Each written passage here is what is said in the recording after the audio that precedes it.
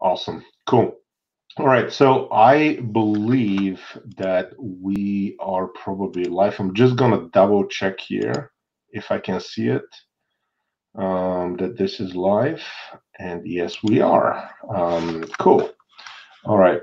So audio is here. Everything is here. Let me just take this banner out.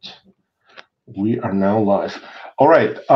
Martin, thank you so much for joining my podcast today. Thank Um, you, Vassil. I'm for happy to be those, here. yeah, I am glad that you're here. For those that don't know who you're Martin Mickos, CEO of HackerOne, the good hackers. And we've known each other now for, I would say, probably more than 15 years when you were MySQL CEO. Yep, something like Um, that. we've have once in a while good conversations about startups and business and things like this. But today I think I wanted to kind of chat with you about what is going on in the market, in specifically what is happening with COVID and how this is impacting customers. Maybe you can introduce people and tell them a little bit more about HackerOne, why you guys are right now one of the hottest and most innovative companies in the world, and how you're saving the world every day. I mean, um, plug it in here, give a little intro, and we'll go from there, Martin. Thank you. We hack for good. We Yes, you break do. we break into your systems and we tell you how we did it. So my name is Mårten Mickos. I'm the CEO of HackerOne, and we are a marketplace of ethical hackers all over the world who are ready to help companies and governments in finding whatever is wrong with their software assets, with their websites, mobile apps, whatever they have. We come in and we try to break in, and when we manage to break in, we show our customers how it was done so that you can fix it. And in our history, we've delivered over 160,000 vulnerabilities to our customers that they fix. So we've fixed that many holes Wow. in the software armor of companies. And it is a crowdsourced model whereby the hackers are truly independent actors. They're all over the world. We have 600,000, no, sorry, 700,000 who have signed up to be active, Wow. and there's a much smaller group of them who are really good and active, who do the day-to-day work. But out of these 700,000, new people all the time are learning and becoming excellent white hats who can just figure out what's wrong with your software in a way that nobody could do before. Sure. If you ask the person who wrote the software to see their own typos, they won't. Hmm. If you do software scanning, you just find the obvious flaws, but you Yep. don't find the non-obvious ones. If Correct. you do pen testing, you also follow a stricter regime and you don't apply enough ingenuity and creativity to really find these outliers. But give it to a bunch of hackers who get paid only if they find something, and the creativity they represent far outpaces anything else, and they find vulnerabilities that otherwise would have been available there for criminals to exploit. I read an article that you guys have paid $80 million in bounty fees right now. That article must have been a month old because Oh, it's 94 million. 94, 15 It- million just now, 14 million just in one no, month. I'm exaggerating now. Yeah. It But doesn't go yeah, that fast, but we're at 94 million that we've paid out on behalf of our customers, such as Goldman Sachs, Department of Defense, Verizon Media, Microsoft, others, and we've paid it out to the hackers who have found something. So not only is it helping the software get more secure and reduce cyber risk, it is also helping these hackers to sure. build a career for themselves and find meaning in life. Many of them are young people, they're students somewhere. They haven't been necessarily recognized by their society or where they live for their skill. But here we come and give them something that gives them a reason to do good, and a community where they can learn more, socialize with others, make friends, build confidence in themselves. So we're sort of building next generation of digital citizens who are very capable of living in the digital world. And thinking about really, I mean, you guys have changed the perception of what people think about hackers. I mean, hackers have been hired by government and others for years and years to do the good hacking. But now with your crowdsourcing platform, you're enabling this 700,000 hackers to make decent living. Some, I believe, I read that they were making over $1 million. Few of them have made, but it's changing how people perceiving hackers, and you're changing the narrative of what hacker really means. I hope so, but hacker has always been a good word. It has always meant a person who will creatively overcome limitations of a system. That's what it always meant. Okay. The fact that it has been abused as a negative word is a sad thing, but it doesn't change the fact that hackers are good. And if somebody is breaking into your system illegally, they're criminals. Yes. Yeah. Like true. That's what you call, if a banker violates the law, they are criminals. They are not criminals. bankers. If politicians break the law, they're criminals. That's the word for those who break the law. I cannot agree with you more. Yeah. Hackers are good. Hackers hack for good. Yeah. And it's even more so. This society of ours, this civilization of ours, will not function without these hackers. Like, it's not just that they can do good. They are essential. They are vital for the proper functioning of all the digital stuff that we've built. It's interesting you mentioned this, because when we look at in our world of marketing, how companies need to think about what they're doing for others, for their users. We separate it into useful, helpful, essential. And right now, hackers, especially HackerOne hackers, are essential. And it's not only the big brands, I mean, that are out there. I saw GM, I saw Airbnb, but you guys are doing this with government organizations. You're doing this with startups. It's not just, you don't have to be a Fortune 100 company to do white hacking, right? No, you need this if you have a digital asset that has value. Yeah. If you have a digital asset that has no value, why do you have it? Yeah. And if you have it and it has value, you must make sure it can retain its integrity and not easily be breached. So you must look for the holes and patch them to get rid of them. Of course, we will never have a world where there's no risk of breach. There will always be risk, but the purpose is to reduce the risk, not to get to zero, but to reduce it every day. Well, how many times do you guys get called in to help before something happens, and how many times are companies? Okay, let me paraphrase this. Do you see a change in the mind of software companies and companies out there that are now proactively inviting you to help before they go live, versus, oh, we've been hacked, now who can help us? Well, Equifax is now a customer, so some come to us after the fact. Most customers come to us before the fact, and the nature of what we do is preventative. We're there to make sure you are in good shape to face the threats of the digital world, and we test both pre-production and production software. But mostly we test production software, because when you find a hole in production software, it's real. Yes. Because somebody found it. So it's a very powerful time to do it. And because companies are learning to fix them quickly. We had Slack fix a bug in 6 hours 2 years ago. Amazing speed. Like in the old world, it took 9 months or a year to fix the bug. No.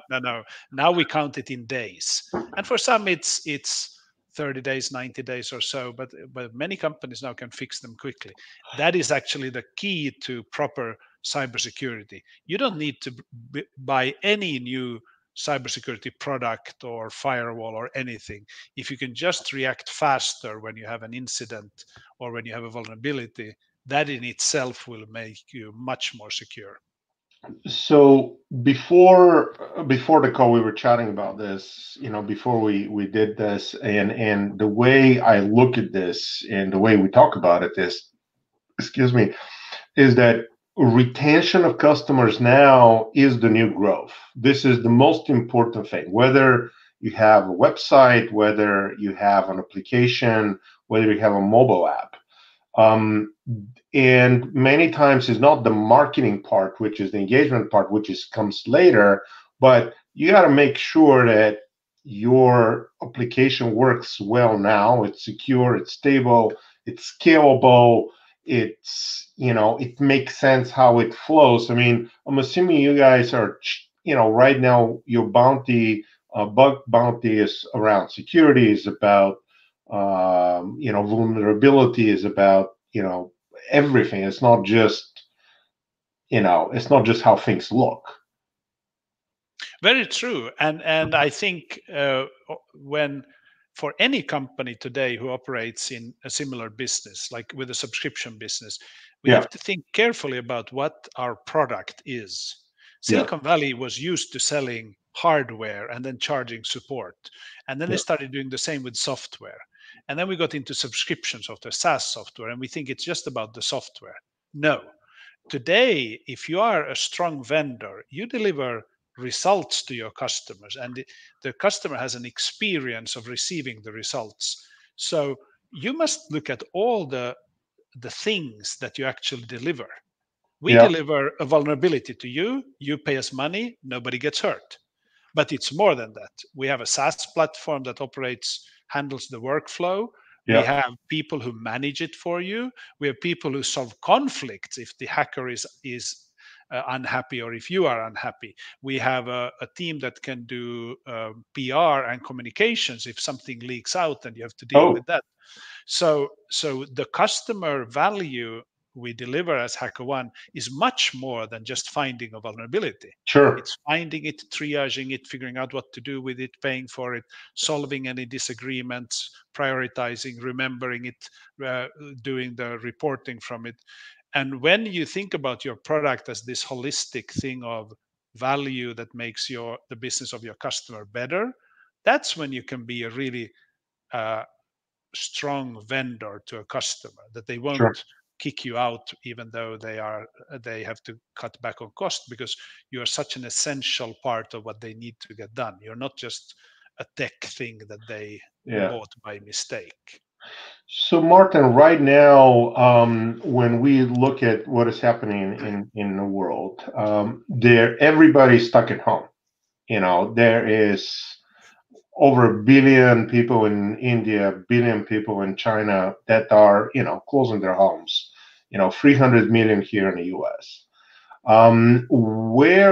Do you see more demand? Is there more problems that are people finding, and that people are sitting now on their home computer versus their work computer? Maybe not everybody has a VPN. Maybe their Wi-Fi is not secure. Are you guys seeing more in new problems that usually are kind of forgotten? I mean, Zoom is one of those things that everybody's now using. I'm using you guys are probably using. I believe they're a customer of yours, and they're amazing for the volume that they're able to keep and the quality they're keeping. But what is this new world of COVID? And this is not going to go away for next few weeks, as some people talk about. But what is your take on that? Yes, Zoom is a customer. I think they've done an amazing job in scaling up here to serve the need that has just exploded over a few weeks. And I think they're doing a very good job in fixing the vulnerabilities that are detected. Every piece of software has vulnerabilities, and the question is not whether you have them. The question is what you do when you find them. Yes. And they have a bug bounty program where we find them, and we've been finding them for over a year, and they fix them. So I'm very happy and proud on their behalf on how they are handling it. They're Never good to have great. a I love them. vulnerability. That's clear. Vulnerabilities are always bad, but it's how you react to them that matters. Yeah, But your deeper question was what's going on in the landscape. And of course, correct. we now have organizations who have been talking about digital transformation for the last 5 years. Yeah, Now it happened. It they without were forced asking to. them, it just happened in front of their eyes. And everybody is working from home. VPNs are used or not used. New SaaS tools are being taken into use. Yes. Authentication is suddenly happening at a distance. Credentials need to be checked purely digitally.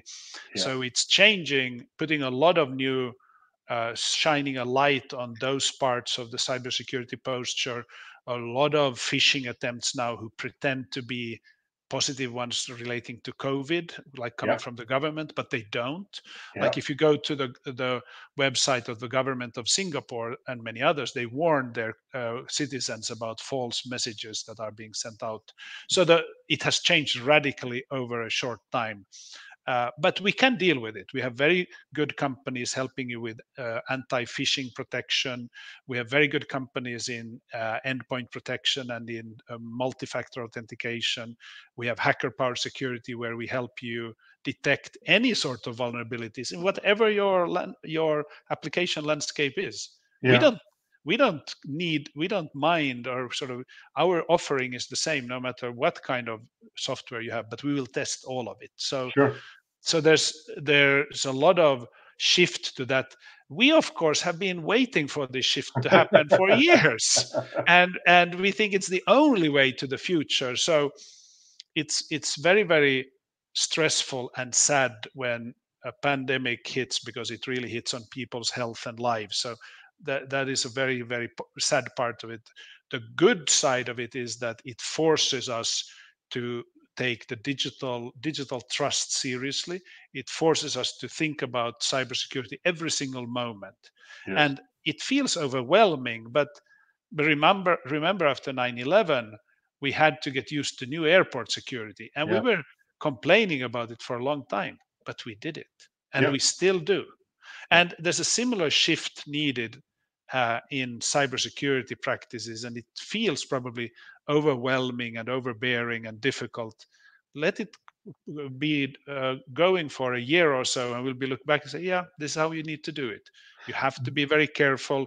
You have to have your gloves or your face masks in your physical life, and Yeah. in your digital life you take similar precautions every time, every device, every human being, every application.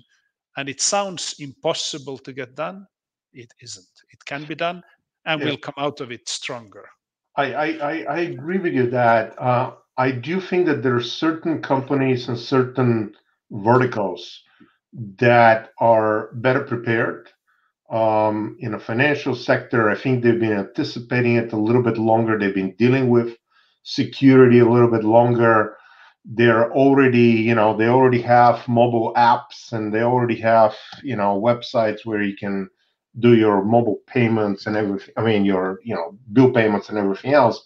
But I'm assuming there is also companies that are being crushed right now that didn't take that seriously, and they're not going to really be able to do much in the next year or so. To is it too late if you haven't started? No, it's never too late. Okay. Like, we should never get sort of become victimized by our own past.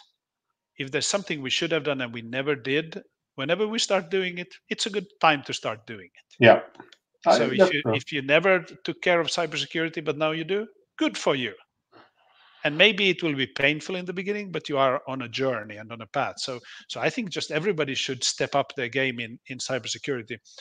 When it comes to the actual business climate, of course, many companies are hit for reasons they Yeah, cannot influence. Like correct. if you are in hospitality, if you are dependent on ad revenues, if you are in transportation, then the government has essentially shut you down, because the government is saying, consumers, you're not allowed to move around, you're not allowed to use any hospitality services, and therefore you can't produce ads for consumers either. And Yeah. so those sectors are suffering for reasons completely beyond their control, and of course that's why governments will step in and help them, as they should. Yes, but they should. but cybersecurity, everybody should put it as an essential thing to do. And we have thought previously that cybersecurity belongs only to some sort of special group of special experts with special certifications and special this, special that. No, Yeah, cybersecurity is a matter for every single one of us. We don't correct. all have to be technical experts, but we all have to be experts on our conduct online. What do you trust? What don't you trust? Yeah. How do you validate? Like the saying, trust but verify. Like you can have show trust, but you still verify that it actually is true. I mean, it's give you a personal thing. My daughter right now is dealing with unemployment, as many are out there. She cannot get through a website of the government for days, just trying to deal with, a simple thing as filing and checking on the status of current employment. And that to me is, again, unpreparedness for government agencies, that now is the time to think about what is going on. But like you said, there are so many actually emails, and she keeps sending me screenshots of this website and that website. It's like, is that the real website? That doesn't feel like a real website. Like, let me check. So I go and I have to double check, because she can't tell, especially on a mobile phone, whether something is real or not. It is so hard to tell the real versus the fake and the spoofed one. But I think we all, like you said, we need to take this very seriously now more than ever, because while this is going on, there are a lot of criminals out there that are trying to exploit the system, and uh, there's going to be trillions of dollars out there that are for the taking if you're not careful. That is true. That is true. It's always bad. Um, but when we build that, the ability in everybody to be a little bit cynical and questioning of what we see in the digital world, we will also learn it. I have no doubt that about that. Mankind will learn how to deal with it and how to authenticate, how to validate and verify things and know that they are correct. There will always be scams out there, but I do Sure. think we will learn how to deal with them. And again, the young know it much better than us old. The young have grown up with it, and they Yeah. are playing pranks on each other, and they've sort of learned to figure out what's right and what's false and what's true. So I'm optimistic generally, but I think it will take time, and it can be. And now, if I'm allowed a positive view of the situation, now we're forced to dealing with it, and that is in itself a good thing. Many other things are really bad, and they are terribly bad. So don't Yeah. think me wrong. Like the jobless rate and what it will lead to, and the lack of protection for certain groups in society who can't afford healthcare, or who don't have living quarters where they can be, or who have a job that they can't do at home. We Yeah. are we are we are privileged who can do our job from home and who Yeah. have We the need to be thankful. We need to be thankful that we can. yeah. Do you anticipate that with, especially in Silicon Valley, startups that can't make it, and freeze on hiring by many others, that do you guys see a kind of a new wave of white hackers joining your forces and using their software skills to, either make money on the site or switch that to a full-time, you know, revenue source? We clearly see that we already have a giant community of people who are eager to start hacking with us. Yeah, And now there are more of them coming, and some of our regular ones have more time to do it because they have less sure. other things to do. So we are not running out of hacking skill or competence at all. On the contrary, we probably have oversupply now of hackers, and not enough customers to help. Oh, But I think that good the chance. customers are going to start coming. I mean, with this increase, demand for online and digital services. And companies being forced, governments, institutions being forced to move a lot of those services online. There's just going to be more problems. There's going to be more bugs, and I just don't see this stopping anytime. It's just going to grow from here. It should, because everybody needs this. Correct. And we are now serving on the order of 2,000 customers, but there are tens of thousands who will Sure. need it, and even hundreds of thousands. So this is a practice that we believe will penetrate all of society and will become a regular part of what you do with software. Yep. Just like with accounting, we have very good accounting people in every company, yet you have auditors who Yes. come in and check that it was done properly. And most vital functions in society have an external body that does scrutiny of what was created. And now the wonderful thing is that we have them out there as white hats. They are volunteers, they're freelancers, they're students. Some of them have a day job as a security manager, even a CISO. And in Yep. the evenings, they test their skills by hacking. So we actually have an amazing resource in society that we can use for this. And it will help us build software that consumers and citizens can trust, because Can that's what really it's trust. always about. Yep. Digital trust. That's the Do whole you, Martin, do you guys see more? Is there areas that have less hacking problems versus others that have more when it comes to web or payments or mobile? Is there something that you're seeing, certain trends that are changing over time or right now during the crisis?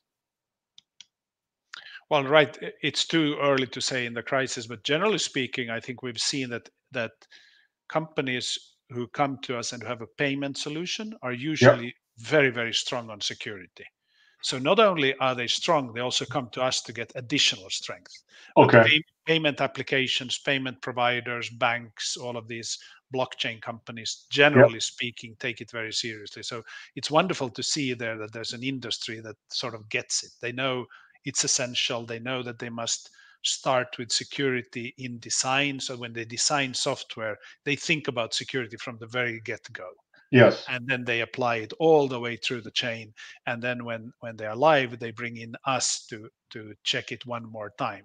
So when you see this, you realize that it's just a matter of time, and all other verticals and industries will start doing the same, and it will work. And then we look back at it to say, do you remember the time when software was so crappy and unreliable that there were Blue breaches all the screen time? days.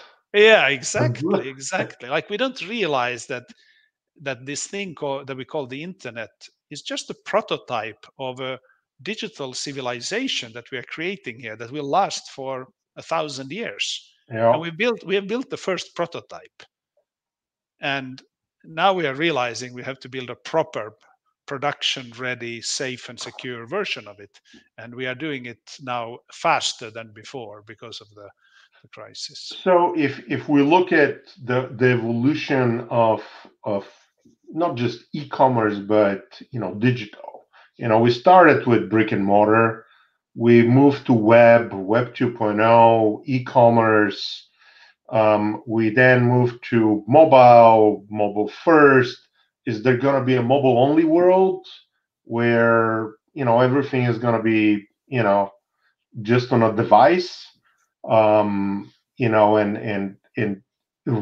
like the brick and mortar is going to disappear, at least for the time being, until we find a vaccine? I don't think so. I think actually those questions you asked will become irrelevant. Okay. Like today you say, oh, do you have a mobile app or a website? Yes. 10 years from now, people will laugh at that question. It's going to be the same. It's going to be all one. Yeah. And It's going when to be all people, digital. but also when people say, oh, is it brick and mortar or is it on the net? People will laugh at that too and say, why do you make a distinction? Because many services that are online will benefit from having a physical representation, I- and they will sort of blend into each other so that the experience is the same. And if you go into the shop, you are there physically, but you're also there digitally. So we give these things names now, these trends and technologies, but in the future it will look really silly. It will look so pedestrian, all the names we gave, like Web So 2.0 and those. yeah, no, I agree with you with that. In fact, when I was at Gartner, I had, this is years ago, but I was actually arguing that we're not going to have that people that are online only are going to go back and have to have brick and mortar. Um, and we were joking about this, but hey, Amazon is opening stores, and they are completely different stores. You don't need to have a credit card video. You have your phone. Yeah, You but open. Netflix isn't. Yes, correct. Yeah, we don't have, what was that? Blockbuster. What was that called? That's all. Right. That's all Yeah, gone. it's gone. So I think that a lot of our lives will be digital, and it will be the only way to maintain the civilization is to allow humans to connect in a digital way so that we don't have to travel and destroy the planet. We don't have to touch Yes, each other and share physical viruses, but we can still be connected. We can feel close to people. We can share a lot of our emotions and experiences and stories. And that when we take that to the digital world, it will allow us to be global without flying around in jets and contaminating each other with viruses, but still yeah, we can connect. And I think that's the blessing here that will come over time. Like now, of course, the number one thing now is to contain the COVID-19 virus. That's the correct. number one priority. Nothing else really matters. Even Yeah, criminality doesn't matter. What matters is the health of people and the health of mankind. So that and and finding quickly the medication that we need. Not we need a vaccine, but that will take a year that or will take two. a year or two. Yeah, yeah. But before that, we need other methods for diagnostics and knowing who has the virus, who has immunity, who doesn't. We need medication to ease the pain for those who do get the virus and who are seriously ill. So there's a lot of medical work there, development and innovation and stuff to do. And those We're should be our number one priority. Like I happen to love cybersecurity and fixing all those problems, but yeah, they are not as urgent as the medical issues that we now have in front of us. but they are essential in the way going forward, because we just, I mean, I don't know even how to, I don't go to the bank anymore. I don't, sign checks. Everything is, it's all electronic. And right now I argue with my dad, why do you go back to the city to pick up your bills? Just let me set this up for you electronically. And I keep using that example because people don't understand the importance of this. You don't want to be dealing with mail, and touching mail and doing all this. I mean, we have to think about this entire. This is going to change a lot more industries that people realize. This pandemic, and travel and everything will change. I mean, um, probably, is there going to be virtual hotels now that we're gonna kind of put the heads on and enjoy Maui from here? I hope not. I hope not for a long time, but it will change things quite a bit. So therefore, if I may say here, we should be thankful to the gaming industry. Yes, Like yeah, they've been seen as just kids playing and doing nothing useful. It's thanks to the gaming industry now that we have these technologies for virtual reality and real time broadcast and all kinds of yeah. simulcast and stuff. All of this that we are now using has learned from the gaming industry and how to do that. So we should be very thankful to all those gamers who have been playing their games for decades and created this infrastructure that can handle the load. So, Martin, let me ask you something else. You are, you're from Finland. You you've seen what people around the world are doing more so than others. I mean, you used to work or used to advise Nokia, I believe, in the mobile world. I was When, on the board. Yeah, I was on yeah, the board. when do you think is? I mean, there are countries like Estonia that are completely mobile, completely digital, and they're able to actually weather this storm in a much better way. But more importantly, they're able to do even voting electronically. And even though I think years ago they got pretty badly attacked by the Russians, they made it. Um, but what is going to happen with elections? I mean, we're talking right now about mail voting and stuff like this. Do you think that this is going to force governments to rethink voting? Is voting going to be secure enough that people will feel comfortable doing electronic voting in the near future? I have some opinions on this, and I'll just speak Yeah, them yeah, to you. Number one, I think when it comes to the integrity of voting, the number one thing is the integrity of information sharing. yes, So if we think we are being hacked in the voting, it's our brains that are being hacked. So yeah, first we should prevent brains from being hacked and misled, and we should really, the voters should demand to get information that has been verified and validated, and so that they can distinguish the fake from the real. And that, I think, is the biggest problem. When it comes to actual voting technology, uh, yes, if you saw the movie Kill Chain, which just was premiered on HBO, it's wonderful, and or not wonderful, it's terrible. I mean, it's well done, and shows the weaknesses of the electronic voting system and machines in the US. So I agree with the postulation in the movie that we can absolutely go back to paper-based voting, by mail or in person.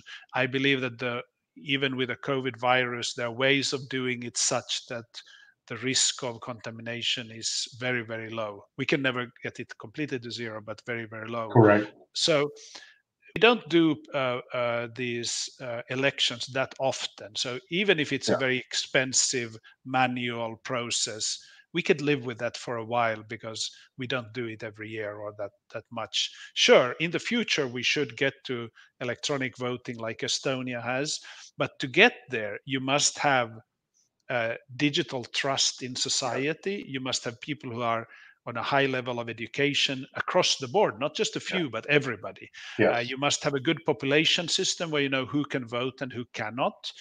You must have a practice of doing it.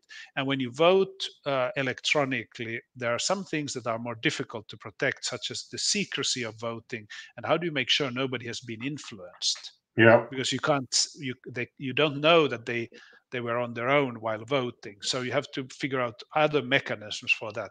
Like in Estonia, they allow you to change your vote at any time. So let's say somebody is forcing you to vote in a certain way, and you yeah, do that and you show on their laptop that you did it.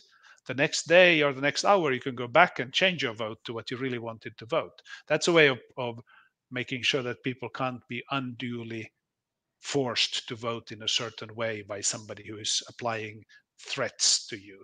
So you have to rethink voting then, and the Estonians have done it very well. So I think they have a model that could be applied to the world, but the world has to it get it's a its own. cultural readiness and maturity that in a small country like them, it's much easier that they're able to do it. I think they're Well, small, highly educated, and highly educated, highly motivated. highly motivated. Like Estonia came out of the Soviet Union, and every single Estonian was determined not to be like Soviet Union. So Ever again. Yeah. ever again. So Ever again. there is this very clear motivation to drive any such change. Because Yeah. they know what the alternative is, but many people don't know many people don't know how bad it would be if democracy collapsed, or if totalitarian forces took power, or if the political environment became infested with lies and fake claims and sort of a lack of intellectual honesty and integrity. They don't know. They don't feel that it's so bad because they haven't seen it. Yeah. But anybody who was part of the Soviet Union, and Or especially or close to it, like you or guys. close to it, maybe just the East Bloc, and especially those sort of nearby who could see TV Yeah. programs from the West, like Estonians grew up watching Finnish TV, Yeah. despite being in the Soviet Union. So that's why Estonia, I think, is a unique example. But how wonderful that we have such an example Yes. of a test bed where we show that it works. Another place, completely different reasons, but Singapore is another small nation, many more people than Estonia, but still relatively small, where they can roll out modern digital services faster than anywhere else.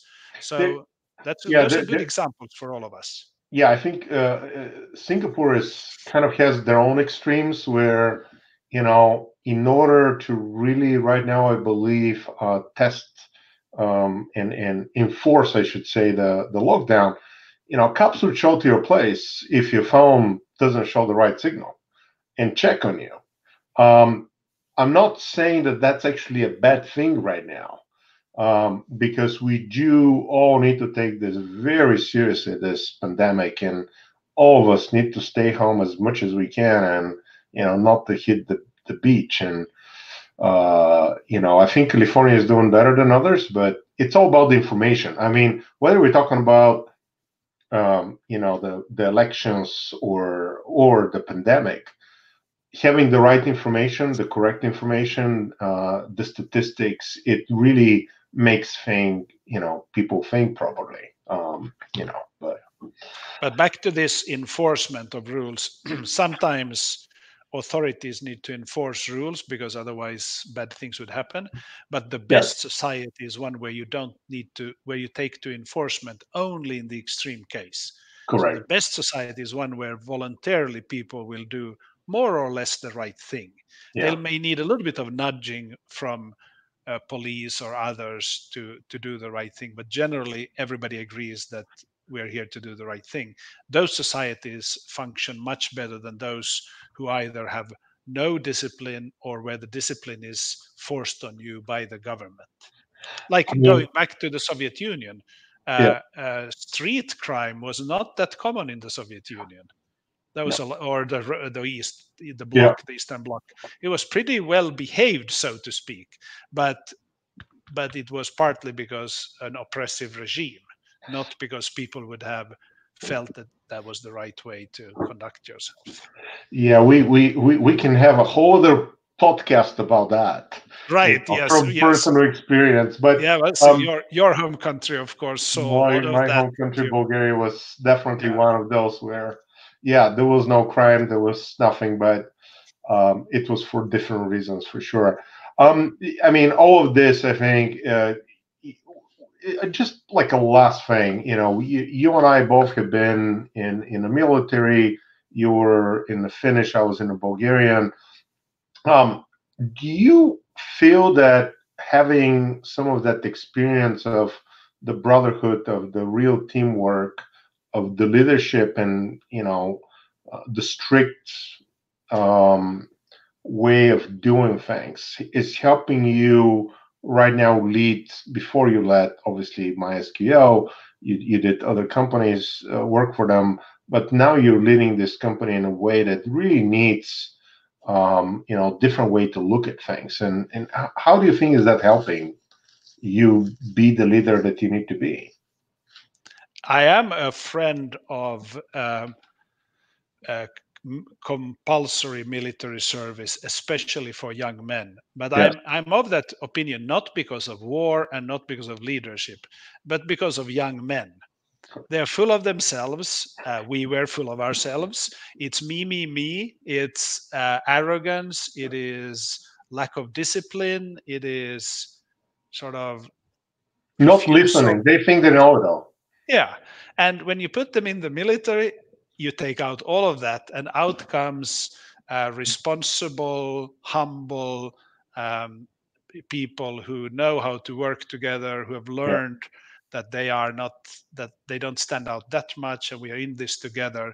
So sure, that leads to good leadership, but I think that's why it's needed. Maybe it's needed for young women as well, but I think it is particularly needed for young men, and a healthy thing. Yeah. And I do think countries where you do the military when you're young have generally benefited from it, Yeah. although it's a cost to society. But I think it's a good one. However, had you asked me on the day I came out of the military, I would have denounced it and said that was a wasted year. Uh, so it sort of the effects, the positive effects, take some time to get rooted in your mind. And now, of course, I look back and think it was one of the best times of my life. And my dear friends who I haven't seen since, I still remember them fondly.